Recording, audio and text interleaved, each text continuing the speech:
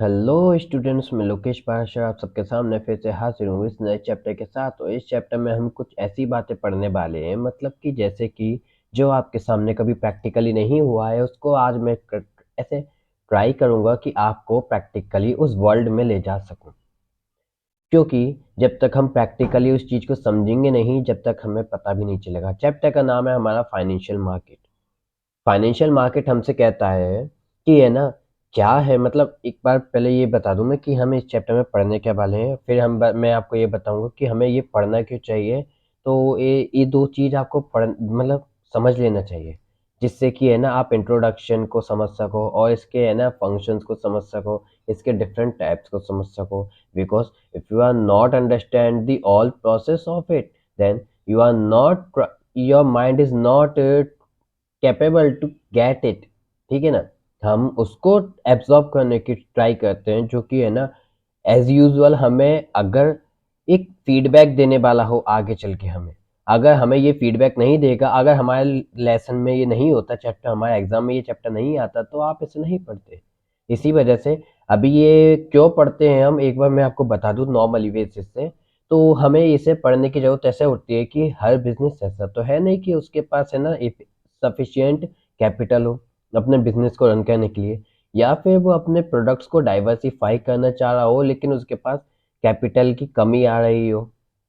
मतलब कैपिटल उसके पास सफिशिएंट है लेकिन उसको आगे जाना है, ग्रोथ करनी है, एक्सपांड करनी है अपने बिजनेस को, तो उसे एक नई चीज लानी पड़ेगी ना अपना मार्केट बढ़ाने के लिए। नए कस्टमर्स को खींचना पड़ेगा, और वो नए कस्टमर्स कैसे आएंगे? वो नए कस्टमर्स नए सामान की वजह से आएंगे, नए डाइवर्सिफिकेशन की वजह से आएंगे। And that diversification, how you get it? You get it with the capital. And if you are not capital on that time, then what we do? क्या करेंगे उस वक्त? उस वक्त हम कैपिटल को अरेंज करेंगे। तो हम कैपिटल को अरेंज स्पेशली करते हैं फाइनेंशियल मार्केट से। जो भी रेपुटेटेड कंपनीज होती हैं और जो भी माइंडेड पर्सन्स होते हैं, वो स्पेशली फाइनेंशियल मार्केट की तरफ ही जाते हैं। इस फाइनेंशियल मार्केट में आप बैंक के ऊपर भी बात जान लोगे कि बैंक टू बैंक ट्रांजैक्शंस भी होती हैं। आप जान लोगे बैंक टू कंपनीज होती है, कंपनीज टू कंपनीज होती है। इन तीन बेसिस से है ना अपन मतलब ऐसा ट्रांजैक्शंस को है ना फुलफिल करते हैं। अब हम फाइनेंशियल मार्केटिंग के बारे में जान लेते हैं, थोड़ा सा introduction with the definition. Financial market is a market for creation and exchange of financial assets like shares, bonds, etc. It helps in mobilizing savings and channelizing them into the most productive uses. It helps to link the savers and the investors while mobilizing funds between them. इसने दो चीज पे है ना बहुत ज्यादा notice करवाया है। ध्यान से देखे तो it it is said about the, it is a market which create और एक्सचेंज द फाइनेंशियल असेट्स। ये एक ऐसा मार्केट है जो फाइनेंशियल असेट्स को क्रिएट करता है, मतलब बनाता है, और साथ में उसे एक्सचेंज कराता है कि एक हाथ से दूसरे हाथ में पहुंच जाता है। ये है वो मार्केट। कौन सा? Financial market. फिर हमने देखा इसमें ये और भी मदद करता है। क्या मदद?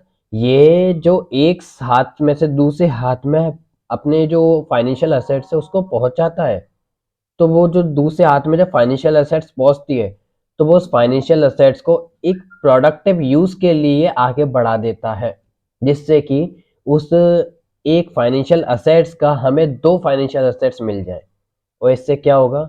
इससे हमें प्रॉफिट होगा, और जिसको जिसने हमको दिया है उसको भी हम कुछ इंटरेस्ट देंगे तो उसको भी प्रॉफिट हुआ। तो दोनों को प्रॉफिट है ना भाई। अरे तेरा लाभ जहाँ मेरा लाभ, तो दोनों का बढ़िया फायदा है, क्यों भाई ज्यादा दिक्कत लेते हो? ये बात कही गई है। फाइनेंशियल मार्केट कहता है मैं तेरा भी भला करूंगा, मैं मेरा भी भला करूंगा, दोनों का भला होगा, दोनों की बल्ले बल्ले। चलो, बल्ले बल्ले की बात कर दी। अब इसमें हम अगले पेज पे, अगर अगले पॉइंट पे देखें तो है ना फाइनेंशियल मार्केट के फंक्शंस क्या आ जाते हैं हमारे सामने। इसके कुछ ऐसे फंक्शंस आ जाते हैं जैसे कि mobilising of savings and channelising them into the most productive uses. अभी अभी मैंने आपको बताया था कि रुके हुए पैसे को, रुके हुए मनी को, या मतलब रुके हुए कैपिटल को एक जगह से, काफी सारे कैपिटल्स को एक जगह से अरेंज करके एक एक सिंगल जगह पे है ना बेस बना देता है। लाइक मान के चलिए एज अ एग्जाम्पल कि आपके पास है ना 1 लाख रुपए है, ठीक है, 1 लाख करेंसी आपके पास रुपीज है करेंसी के रूप में। ऐसे ही 100 लोगों के पास 1 लाख करेंसी है, ठीक है, 1 1 लाख। 100 लोगों के हिसाब से कितने हो गए, 1 करोड़ हो गए। 1 करोड़ के हिसाब से अब एक कंपनी ने वो 1 करोड़ रुपए लोन ले लिया। अब कंपनी क्या करेगी, कंपनी वो उस लोन को कहीं ना कहीं एडजस्ट करेगी ना प्रॉफिट अर्न करने के लिए, क्योंकि कंपनी का मेन टारगेट क्या है, to earning the profit. And if the company getting the profit, then it is necessary that it will give the interest with the repayment of the loan। ये तो बात पक्की है ना भाई, वो लोन के साथ साथ इंटरेस्ट भी देगी, और इंटरेस्ट वो जब बैंक में देगी तो बैंक हमको देगा। ये चीज हम देखते हैं mobilising of savings and channelising them into a most productive uses. Second is help in price determination. ये प्राइस डिटर्मिनेशन में मदद करता है। प्राइस डिटर्मिनेशन के बारे में अगर मैं आपको बताना चाहूँ तो कोई एक एग्जांपल जो सबसे अच्छा मेरे दिमाग में आता है सॉरी सबसे अच्छा जो एग्जांपल मेरे दिमाग में आता है प्राइस डिटर्मिनेशन के बारे में, वो नॉर्मली है एज अ मिंट। आप मिंट मशीन को जानते होंगे शायद से, अगर नहीं भी जानते तो मैं आपको बताता हूँ ना मैं किस लिए हूँ यहाँ पे। मैं आपको यही बताने के लिए हूँ। देखो, आप क्या समझते हो, करेंसी की वैल्यू को निर्धारित करने के लिए, करेंसी की वैल्यू को फिक्स मतलब पता लगाने के लिए कुछ ना कुछ है ना एक बैकअप प्लान भी तो होगा, कुछ बैकअप में रखते भी तो होंगे लोग। अगर ऐसा नहीं करेंगे तो पाकिस्तान या फिर और अफगानिस्तान जैसे देश जिनमें है ना कई सारे आतंकवादी मुल्क मतलब आतंकवादी लोगों ने कब्जा कर लिया है, वहां की करेंसी तो वो अपनी मर्जी से छापते छापते छापते जाएंगे, और मुंह उठा के झट से कह देंगे दूसरी दुनिया से कि हमने तुमको करेंसी दी और उसके बदले में तुमने हमको प्रोडक्ट दिए, मतलब हमने कोई तुमसे भीख नहीं मांगी, है ना। लेकिन असलियत तो हमको पता है, समझे। तो ऐसे में हम क्या करते हैं, ऐसे में हम फोकस करते हैं कि एक ऐसे कुछ लोगों से बचने के लिए कुछ बैकअप में चीजें रखवाएं। और वो बैकअप में हम देखते हैं कि जिस कंट्री का जितना गोल्ड इस जगह पर होगा उतना वो करेंसी को छाप सकता है। अगर करेंसी को उससे दुगना छापेगा तो कंट्री की जो करेंसी है उसकी वैल्यू दोगुनी हो जाएगी। मतलब कि मान के चलिए काम ऐसे बनाते हैं, एक कंट्री है ए और एक कंट्री है बी। कंट्री ए और कंट्री बी, क्या होता है, ए कंट्री एक कंट्री में है ना एक, जैसे उसने है ना ऐसा 1,000 का गोल्ड जमा करा दिया और 1,000 की करेंसी छाप ली, ठीक है। बी कंट्री है उसने भी है ना 1,000 का गोल्ड सबमिट करा लेकिन उसने 3,000 की करेंसी छाप ली। तो जो सामान ए कंट्री में है ना 100 रुपए का मिलेगा ना, मतलब 100 करेंसी का मिलेगा, वही सामान बी कंट्री में 300 करेंसी का मिलेगा। कितना, 300 करेंसी का। क्यों भाई, because the value are differ to each other because of the gold, समझे। इसलिए हम कहते हैं it is help in price determination. Now third point is third point is providing liquidity to financial assets. It help to provide liquidity to financial assets. हमारी financial assets जैसे कि हमारी गाड़ियाँ, जैसे कि गोल्ड हमारे पास जो रखा हुआ है, हमारा जो घर है, हमारा सेल फोन है, हमारे जो लैंड है जिस पे हमें ना हमने खाली छोड़ रखा है अभी, ठीक है ना। ऐसी जो चीजें हैं वो हमारी फाइनेंशियल असेट्स हैं। हमें जब चाहिए, जब भाई लैंड को रेंट पे उठा दो, खेती करो भैया, जिसको भी खेती करनी है, बस हमें रेंट देते रहो। घर को रेंट पे उठा दो, कार को बेच दो, या फिर है ना कार को सिखाने के लिए रेंट पे दे दो कि है ना सिखाओ तुम, और इस गाड़ी से है ना कुछ जो भी 10-20 हज़ार है ना होगा वो मेरे को हर महीने दो। गोल्ड को है ना एज अ लोन के बेसिस पे कोलेटरल सिक्योरिटी के लिए रख दिया जाए सामने, ठीक है। ऐसे ही क्या करना, इसी तरह से ये फाइनेंशियल जो असेट्स है इसको इजीली प्रोवाइड करा देना एज अ लिक्विडिटी, ठीक है। ये हमें दिखाता है provide liquidity to financial assets.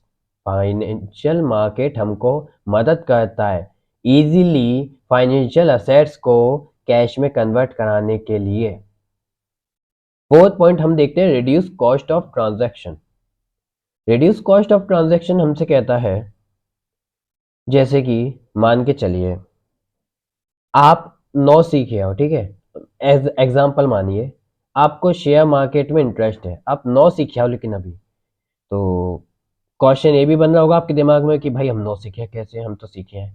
लेकिन मान के चलो स्टार्टिंग आपने की तो स्टार्टिंग में तो 9 सीखिया थे, तो वो स्टार्टिंग में जब 9 सीखिया थे तब आपने कुछ गलत गलत है ना डिसीजन ले लिए और उसी जगह पर उस गलत डिसीजन की वजह से आपको है ना लॉस हो गया। लेकिन अगर आपके लिए पहले से ही एक ऑर्गेनाइजेशन वहां पे बैठी होती जो कि कहती सर हम आपके लिए यहाँ पे बैठे हैं, आप बताएं कि आप किस कंपनी में बता लगाना चाहते हैं अपना शेयर, किस कंपनी के शेयर्स को आप खरीदना चाहते हैं, हम बताएंगे क्या वो आप उस कंपनी के शेयर्स को खरीद कर एडवांटेज गेन करेंगे। And if you are not gaining the advantage to buy और purchase the company share that company share then I will say you. ठीक है, मतलब अगर ये कंपनी आपको शेयर आपके शेयर्स के आपको इंटरेस्ट नहीं दे पाएगी, आपको प्रॉफिट नहीं दे पाएगी तो हम आपको बता देंगे और जो दे पाएगी उसका भी हम आपको बता देंगे। इससे क्या होगा, चाहे आप 9 सीखिए आए लेकिन आपको एक सिक्योरिटी होगी कि है ना आपको कोई गाइड करने वाला है। ठीक है ना, तो गाइडर मिल जाता है। फाइनेंशियल मार्केट हमारा एक गाइडर है। क्या है, एक गाइडर। सॉरी। अब इसके फंक्शंस को हमें ना थ्योरेटिकली देख लें तो their function is said that कि मोबिलाइजेशन ऑफ सेविंग्स, ये फर्स्ट वाला है, मतलब कि जो हमारा फर्स्ट पॉइंट था ना, mobilising of savings and channelising them into the most productive uses, उसके बारे में उसका ये फंक्शन है जिसको है ना थियोरेटिकली लिखा गया है।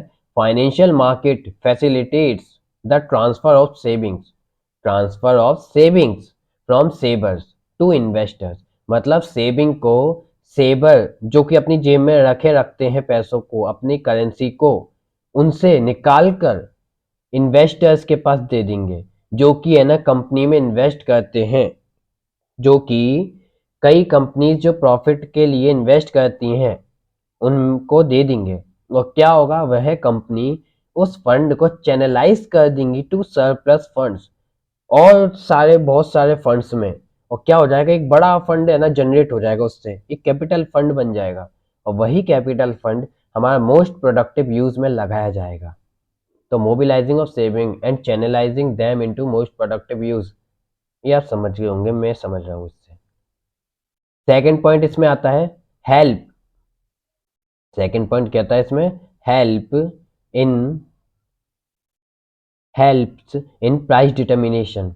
ये मदद करता है प्राइस को डिटरमाइन करने में। कैसे मदद करता है, to the financial market helps in interaction of savers and investors which in turn helps in determination of price. ये क्या करता है, ये एक लिंक बना देता है, एक मतलब कॉस्मिक रेस छोड़ता है किस किस के बीच में, सेवर और इन्वेस्टर के बीच में। मतलब जो सेव करने वाले होते हैं उनसे कहता है आ इधर आ इधर आ, तेरे को एक स्कीम देता हूँ, 25 दिन में पैसा डबल। वो 25 दिन का पैसा डबल इन्वेस्टर ने दे दिया सेवर को। सेवर खुशी के मारे झूमते झूमते अपने घर जा रहा है नाचते हुए। अब भैया नचनिया के डांस शुरू होंगे।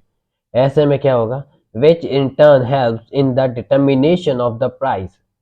ये चीज क्या कहेगी, ये जो प्राइस है उसका डिटर्मिनेशन पहले ही बता देगी किसको, सेवर को, जिसने अपने पैसे को जमा करके ऐसे जेब में डाल के रखा था। लेकिन उसको किसने बताया, इन्वेस्टर को। 25 दिन में पैसे डबल, और 25 दिन के लालच में उसने सुन लिया और असेट्स को दे दिया। Means determination of price of the financial assets such as shares, debentures. तो इस तरह से एक इन्वेस्टर अपने शेयर्स और डिवेंचर्स को सेल करता है। समझे ना। थर्ड पॉइंट देखें, provide liquidity to financial assets. Liquidity कैसे देता है, मैंने आपको बताया था अभी, और आगे देख लें। एक थ्योरेटिकल मीन हमसे कहता है the financial market facilitate easy purchase and sale of financial assets. A financial market always said that I am here to buy, I am here to sell, if you want then I am here. मतलब शाहरुख खान की वो line है ना, मैं हूं ना भाई, मैं हूं ना, तू काहे टेंशन लेता है. तो मैं हूं ना लाइन कहता है कौन? एक फाइनेंशियल मार्केट. और वही फाइनेंशियल मार्केट कह रहा है आपकी जो भी फाइनेंशियल असेट्स हैं उनको हम लेंगे, हम बेचेंगे, आप हमारे पास लाएं. ठीक है. Thus, it provides liquidity to them so that they can be easily converted into cash withdrawal required. तो इस तरह से वो इजीली कन्वर्ट हो जाएगी कैश में. ये हम देखते हैं इसके अंदर. फोर्थ और लास्ट पॉइंट हमारा फंक्शंस में आता है, जो कि हमसे कहता है रिड्यूस कॉस्ट ऑफ ट्रांजैक्शंस. जो ट्रांजैक्शंस है उसकी कॉस्ट को रिड्यूस कर देता है ये. कैसे रिड्यूस कर देता है? Financial market provide valuable information about securities. जो फाइनेंशियल मार्केट है ना, वो काफ़ी ज़्यादा वैल्यूएबल इंफॉर्मेशन सिक्योरिटीज की which help in saving time. Sorry. मतलब काफ़ी सारी वैल्यूएबल जो इंफॉर्मेशन है ना सिक्योरिटीज की, शेयर्स की, उसको बताता है नॉर्मल पर्सन्स को. मतलब कि जो अपन के सेवर्स होते हैं उनको. और सेवर्स को ये बताने की वजह से क्या है, सेवर्स ने सुनी और झट से उसने इन्वेस्ट कर दिया. अब आप मानिए अगर फाइनेंशियल मार्केट ना हो, आपको शेयर खरीदना है, आप क्या करोगे? आप 10 लोगों से बात करोगे, उसमें आपको 2-3 दिन लग जाएंगे. फिर आप 10 लोगों से बात करके उस जो कंपनी पे शेयर्स खरीदना चाहते हो उसके बारे में जांच पड़ताल करोगे. क्या कंपनी पिछले 10-20 साल में है ना नीचे गई है तो कैसे नीचे गई है, क्या उसमें नीचे जाते वक्त एक स्टेबिलिटी रही है, या फिर उसके ऊपर ही जाते वक्त उसकी स्टेबिलिटी रही है, नीचे कभी वो स्टेबल रही नहीं है. तो नीचे नहीं रही है तो फिर तो अच्छी बात है, ऊपर रही है तो बहुत अच्छी बात है. तो ऐसी चीज़ हम देखेंगे. उसमें कितना टाइम लगेगा. लेकिन एक फाइनेंशियल मार्केट ये चीज़ हमको बैठे बैठे बता देगा आधे घंटे के अंदर. तो एक काम हम कर रहे हैं 15 से 20 दिन में, एक काम हम कर रहे हैं मात्र आधे घंटे में. तो भाई क्या होता है, आधे घंटे वाले काम को लेंगे ना. तो ये यही कह रहा है रिड्यूस कॉस्ट ऑफ ट्रांजैक्शन. मतलब हमारे आने जाने रहने खाने पीने, सामने वाले को सुट्टा पिलाने की, भाई हमें बता दे, हमें ज्ञान दे दे, हम तेरे को सुट्टा पिलाएंगे, चाय पिलाएंगे, ऐसी ऐसी बातें करोगे तब जाके वो सामने वाला ज्ञान देगा. ठीक है. लेकिन ये आधे घंटे में सर हमें इन्वेस्ट कराएं, हम आपकी जो इन्वेस्टमेंट है उसको आगे अच्छे से पहुंचाएंगे. समझे? ये सारे फंक्शंस हमने अब पता कर लिए. अब हम फंक्शंस के बाद आते हैं फाइनेंशियल मार्केट पर. हमने जान लिया फाइनेंशियल मार्केट होता क्या है, हमने जान लिया फाइनेंशियल मार्केट के क्या क्या फंक्शंस होते हैं, क्या क्या काम करता है फाइनेंशियल मार्केट. लेकिन क्या हमने जाना कि फाइनेंशियल मार्केट कितने तरह का होता है? Now we can read about the two types of financial market which are known as, first is capital market, second is money market. Capital market एक लॉन्ग टर्म मार्केट के नाम से जाना जाता है. आपने बड़े बड़े लोन ले लिए, अब एक बड़ी इन्वेस्टमेंट की तैयारी है, या तो 5 साल बाद सूरज सर पे होगा आपके, नहीं तो नहीं तो पाताल में जाके छुप जाएगा. हाँ भैया, जमीन के नीचे गायब हो जाएगा, जैसे कि नीरव मोदी. ये सक्सेस हो गए हम तो हम सिर पे आपके रहेंगे, आपको जो आपसे पेमेंट ली है उसको वापस कर देंगे. सक्सेस नहीं हुए तो भैया हम भाग जाएंगे बोरी बिस्तर लेकर. ये कहता है कैपिटल मार्केट. इसमें लॉन्ग टर्म की प्लानिंग की जाती है. मनी मार्केट एक शॉर्ट टर्म की प्लानिंग है. ये कहता है कि है ना हम डे टू डे एक्टिविटीज को जो प्रेफर करें, डे टू डे एक्टिविटीज को जो इफेक्ट करें, ऐसी एक ऐसे मार्केट की तरफ जाना ज़्यादा पसंद करेंगे. इसमें ज़्यादातर कैश और कैश इक्विवेलेंट असेट्स किए जाते हैं एक्सचेंज और क्रिएट. कुछ असेट्स इसमें जैसे कि मैं बताऊं तो आपको मार्केट इंस्ट्रूमेंट जो है इसमें वो है treasury bill, commercial paper, call money, certificate of deposits और कॉमर्शियल बिल्स. सॉरी. मैं आपको ये भी बताऊंगा कि आप इनको कैसे समझ पाओ, क्योंकि I know that you are very confusing in all of that. क्योंकि है ना ये है यार, बिल्कुल ऐसे लगते हैं जैसे कि एक एक है ना, एक दिन छोटा भाई एक दिन एक बड़ा भाई, बस। और ये छोटे बड़े भाई है ना, एक दूसरे की शक्ल, एक इनकी सेम सेम सी शक्ल और है, सेम पूरी बॉडी है, तो कपड़े भी सेम सेम पहन के हम उनको है ना पागल बनाने आ गए, मतलब मूर्ख बनाएंगे हम। ऐसे थोड़ी होता है भाई, हम समझदार हैं, समझदारी का प्रदर्शन हम भी करेंगे। अब हमने क्या किया, हमने इन चीजों को दिखाने के लिए सबसे पहले, चलो अभी हम मनी मार्केट को देखते हैं। मनी मार्केट में बताता हूँ मैं, इसको याद करने के लिए भी पूरी चीज बताऊंगा मैं। पहले एक है ना शॉर्ट में देख लेते हैं, ट्रेजरी बिल क्या होता है। ट्रेजरी बिल देखो, ट्रेजर, पहले शॉर्ट याद करने का तरीका बता दूं, फिर मैं आपको फिर से याद करने का तरीका बाद में फिर भी बताऊंगा, लेकिन एक बार पहले बता दूं फिर एक बार बाद में भी बताऊंगा, जब पूरा ये बता दूंगा। ट्रेजरी बिल, ट्रेजर, ट्रेजर किसके पास होता है, राजा के पास। पहले के वक्त में राजा थे, किंग्स थे, लेकिन आज के वक्त में कौन है किंग, गवर्नमेंट। किसके पास है बिल, किसके पास होता है ये, मतलब जो पूरी की पूरी जो टैक्स आता है ये सब किसके पास जाता है, गवर्नमेंट के पास। और सबसे बड़ा गवर्नमेंट का बैंक कौन है, आरबीआई। ठीक है, तो मतलब मार्केट इंस्ट्रूमेंट में जो ट्रेजरी बिल है वो इशू किया जाएगा आरबीआई के द्वारा, जो कि गवर्नमेंट के खिताब, मतलब गवर्नमेंट के काम को करेगी। ठीक है, और हमने देखा ये शॉर्ट टर्म रिक्वायरमेंट है, मतलब ये मिनिमम 1 ईयर होना है। ठीक है, कॉमर्शियल पेपर, कॉमर्शियल पेपर है ये, भाई देखो पेपर है पेपर, सॉरी, पेपर से आपके दिमाग में आ जाना चाहिए। मैंने अपनी कॉपी से पेज फाड़ा और पेज फाड़ के उस पर लिख दिया कि मैं ये इंसान इस समय पर इस व्यक्ति को इतने पैसे देने का वादा करता हूं कि इस दिन तक, इस समय तक, इस दिन के इस समय तक मैं इस व्यक्ति को इतने पैसे दे दूंगा विद इंटरेस्ट। और उस पर अपना थप्पा लगा के, मतलब अपने अंगूठे की छाप लगा के अंगूठा छाप बनकर उसको दे दूंगा, और सामने वाला अंगूठा छाप मेरी बातों को मान लेगा। ये होता है क्या, कॉमर्शियल पेपर, पेपर। ठीक है, ट्रेजर की बात करी तो गवर्नमेंट को दे दिया हमने, मॉडर्न वर्ल्ड में मान के चलना भी सब चीजें। कॉमर्शियल पेपर की बात करी, पेपर किसी की भी पन्ने, किसी भी की, मतलब किसी भी कॉपी से पेपर को फाड़ लिया और छाप के दे दिया, तो ये बहुत ज्यादा रिस्की होता है कॉमर्शियल पेपर। फिर कॉल मनी, कॉल मनी क्या होती है, फोन पे बात करके मनी मंगाना, सही है। मतलब जो आप आज के वक्त में देखते हो पेटीएम यूपीआई वगैरह, यही तो है। आपका मान के चलो बैंक ऑफ बड़ौदा में है, अपन का एसबीआई में है। ठीक है, अपन ने कहा भाई, मतलब आपने कहा भाई हमें है ना 5,000 की जरूरत है, मैंने अपने एसबीआई से भेज दिया आपको 5,000, बात खत्म। बड़ौदा में गए ना, ये कॉल मनी हो गई। हाँ, थोड़ी थोड़ी इसी की तरह है कॉल मनी, थोड़ा थोड़ा इसी की तरह है, लेकिन कैसे।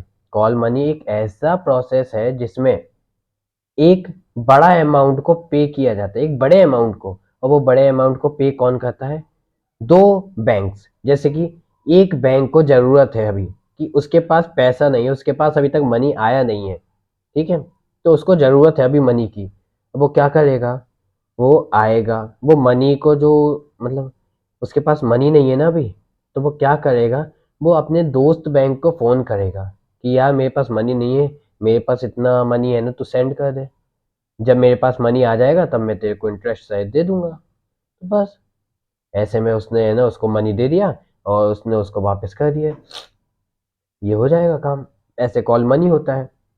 ठीक है, कॉल मनी मतलब एक बड़ी पेमेंट को कराना, और ये बैंक टू बैंक ट्रांजैक्शन होती है सिर्फ कॉल मनी। ठीक है, सर्टिफिकेट ऑफ डिपॉजिट, भाई डिपॉजिट की बात कर रहे हैं, सुना है कभी फिक्स्ड डिपॉजिट। ठीक है, करेंट डिपॉजिट, रिकरिंग डिपॉजिट, सुना होगा ना। जब सब के सब डिपॉजिट एक कंपनी करती है, मतलब बैंक में करा जाता है डिपॉजिट, तो फिर हम ये तो क्यों ही माने कि है ना ये अलग ही कुछ होगा, ये डिपॉजिट भी वही है। ठीक है ना, same.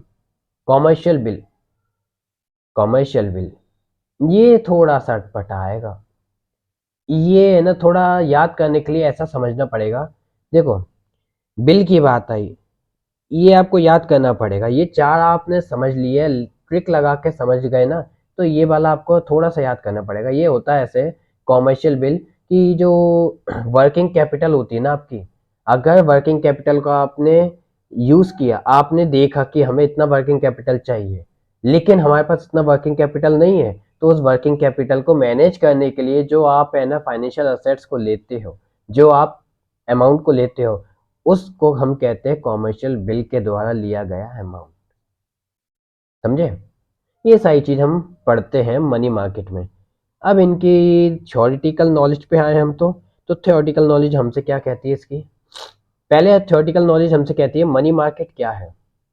Money market, money market है, it is a market for short term funds, securities whose period of maturity is up to 1 year. ये वह मार्केट है जिसके फंड और सिक्योरिटी कम से कम 1 साल के हैं। The major participant in the money market are RBI. जो सबसे ज़्यादा मेजर पार्टिसिपेंट होता है मनी मार्केट में, जो सबसे ज़्यादा मनी मार्केट का यूज़ करता है, वो है RBI, reserve bank of India. Commercial banks, non banking finance companies, state government, large corporate houses और म्यूचुअल फंड्स, ये कुछ ऐसी एजेंसीज हैं या ऐसे बैंक्स हैं जो कि यूज़ किसको करते हैं? ये यूज़ करते हैं फाइनेंशियल मनी मार्केट को। अब मनी मार्केट में कितने तरह के इंस्ट्रूमेंट्स होते हैं? इसमें 5 तरह के इंस्ट्रूमेंट होते हैं। Treasury bill, commercial paper, treasury bill, commercial paper, commercial bill और सर्टिफिकेट ऑफ डिपॉजिट और कॉल मनी। ठीक है, 5 तरह के हो गए ये।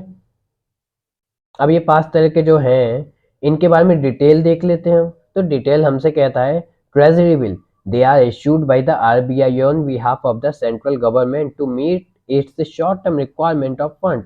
दे are issued at a price which is lower than their face value and repaid at its par। मतलब कि ये कहते हैं कि ये है ना इशू करने का काम होता है आरबीआई का, रिजर्व बैंक ऑफ इंडिया का। किसके बिहाफ में? सेंट्रल गवर्नमेंट के बिहाफ में। सेंट्रल गवर्नमेंट कहेगी तो है ना आरबीआई इशू करेगा ट्रेजरी बिल को। ये शॉर्ट टर्म रिक्वायरमेंट के लिए काम किया जाता है इस बिल का। और they are issued at a price, ये एक प्राइस पे इशू किया जाता है। जैसे कि प्राइस इसकी होगी 100 रुपये या कुछ, तो ऐसे है ना एक फिक्स प्राइस होती है, उस पर है ना इशू किया जाता है। विच is lower than their face value, जो उसकी फेस वैल्यू से कम हो।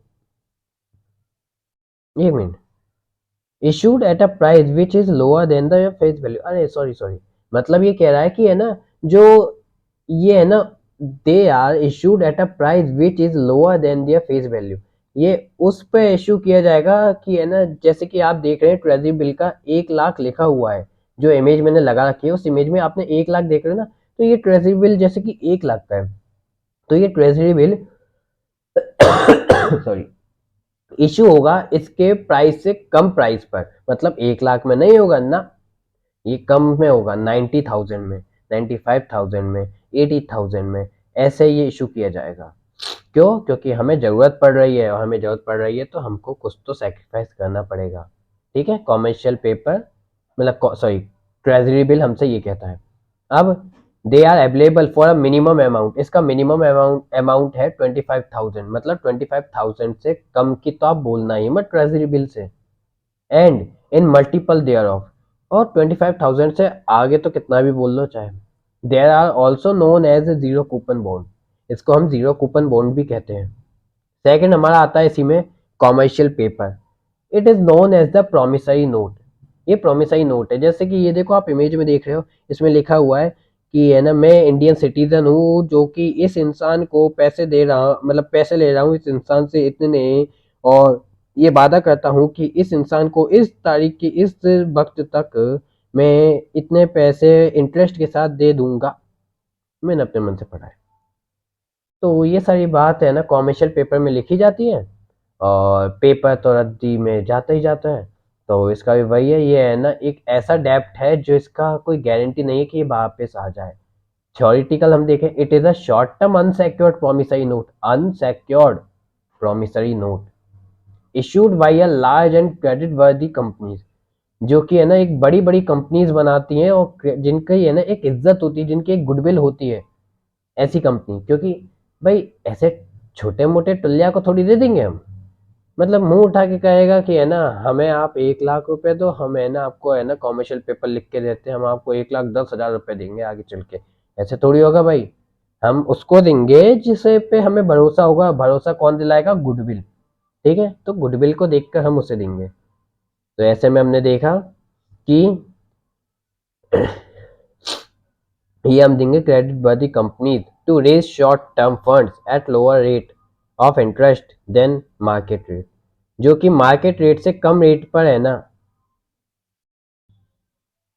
इंटरेस्ट को राइज कर रही होंगी। उनको हम दिए है ना प्रॉमिसरी, मतलब प्रॉमिसरी नोट देंगे, मतलब commercial paper. They are negotiable instrument transferable by endorsement and delivery with a fixed maturity period of 15 days to a 1 year. इसकी कम से कम और ज़्यादा से ज़्यादा अवधि देखें तो कम से कम 15 दिन में ये कॉमर्शियल पेपर से पैसे, मतलब अमाउंट वापस आ जाता है। और ज़्यादा से ज़्यादा 1 साल, मतलब 15 से 1 साल के बीच में आपको देना ही है हमको पैसा जो आपने हमसे लिया है। सॉरी। कॉल मनी हमसे कहता है it is a short term finance repayable on demand with a maturity period of 1 day to 15 days.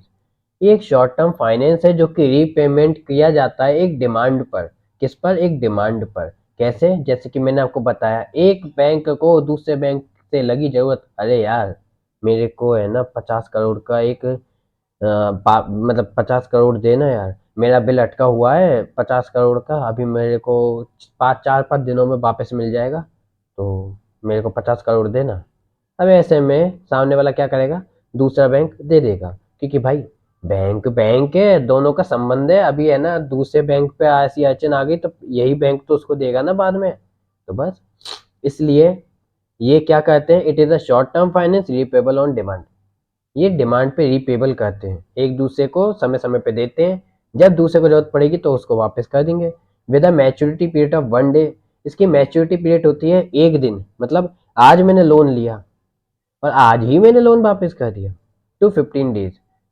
1 दिन से 15 दिन के बीच का होता है ये। Used for inter bank transaction, inter bank transaction होती हैं इसमें, बताया जैसे कि मैंने। Call money is a method by which banks borrow from each other to be able to maintain the cash reserve ratio as per RBI. The interest rate paid on call money loans is known as the call rate. जो interest इस पे है ना बताई जाती है, paid की जाती है कॉल मनी पर, उसको हम कहते हैं कॉल रेट। क्यों? क्योंकि कॉल मनी है भाई, तो कॉल लोन कह रहे हैं हम उस कॉल मनी को, और कॉल मनी को कॉल लोन कह रहे हैं, तो कॉल लोन के इंटरेस्ट को हम कॉल इंटरेस्ट कहेंगे। क्या कहेंगे? हम इसको कहेंगे call rate, call interest rate. ठीक है। अब हम देखते हैं certificate of deposits. Certificate of deposits हमसे कहता है it is an unsecured instrument issued in barrier from the commercial banks and financial institutions। ये अनसेक्योर्ड इंस्ट्रूमेंट है जो कि इश्यू करता है कॉमर्शियल बैंक और फाइनेंशियल इंस्टीट्यूशन कुछ हर्डल्स के आने पर, मतलब कुछ परेशानी आती है ना उसके सामने, तब they can be issue to individual. ये इश्यू किए जाते हैं एक इंसान को, मतलब कोई ऑर्गेनाइजेशन को नहीं, अभी एक इंसान की बात करी।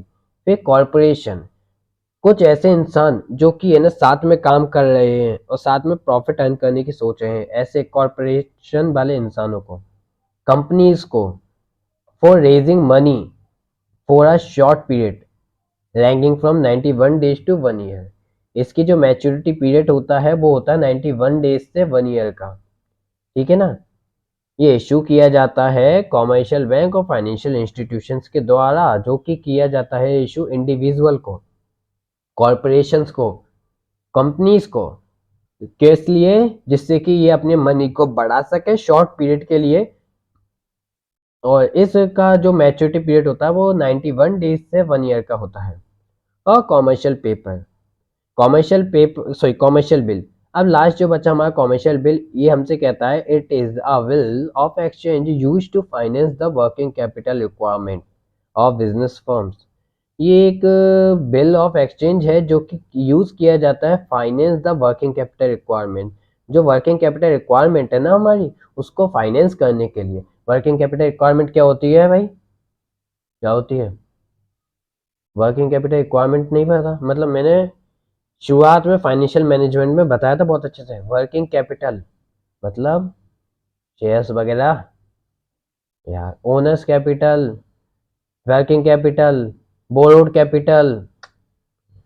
हमारी ओनर्स कैपिटल होती है शेयर।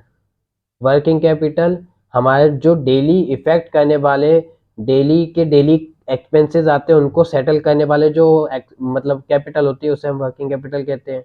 और जो बोरोड फंड होता है उसे हम डिवेंचर्स कहते हैं। ये सही बात कह रहा है ये। तो ये कहता है कि जो हमारी वर्किंग कैपिटल रिक्वायरमेंट है ना फर्म की, उसको उसके लिए किया जाता है ये कॉमर्शियल बिल। मतलब उस कॉमर्शियल बिल है ना, हमारी जो फाइनेंस है वर्किंग कैपिटल रिक्वायरमेंट की, उसको सेट करने के लिए किया जाता है। A seller of goods draws the bill on the buyer when goods are sold on credit. जब है ना गुड्स क्रेडिट में सोल्ड होते हैं, गुड्स क्रेडिट में सोल्ड होते हैं, तो जो सेलर है वो गुड्स को लिख मतलब गुड्स को ड्रॉ करता है एज अ बिल। गुड्स को ड्रॉ करता है और draws the bill on the buyer. मतलब कि सॉरी जैसे कि मान के चलिए एक दुकानदार है, अब एक नया नया प्रोडक्ट डाइवर्सिफाई की वजह से एक कंपनी ने अपनाया। अब उस नए प्रोडक्ट को मार्केट में डालना भी तो पड़ेगा। तो नए प्रोडक्ट को मार्केट में डालने के लिए मार्केट में भेजना पड़ेगा। अब मार्केट में भेज जाए तो इतना तो है कि मार्केट उसे एकदम से तो ले नहीं लेगा ना। उसे लेने के लिए मार्केट को थोड़ा टाइम लगेगा। तो उस टाइम की कौन गारंटी लेता है कि ये प्रोडक्ट चलेगा?